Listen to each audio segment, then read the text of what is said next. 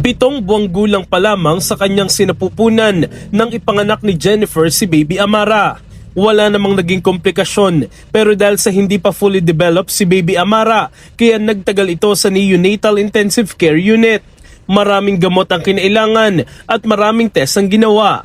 Bagamat nakalabas na ng ospital, malaki pa rin ang kanilang balanse na dapat bayaran. Wala ng trabaho si Jennifer. Nag-resign siya sa pagiging cashier noong 1 taon. Ang kanya namang asawa, 1 buwan na ring walang trabaho.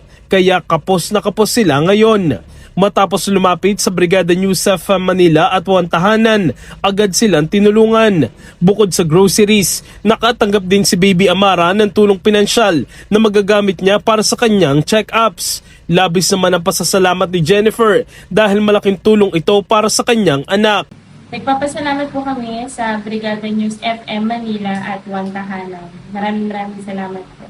Malaking tulong po kasi kahit na anong makakabili na rin po kami ng pangangailangan ni baby. In the heart of changing lives, ako si Brigada Jico Custodio ng 105.1 Brigada News of Manila, the Music News Authority.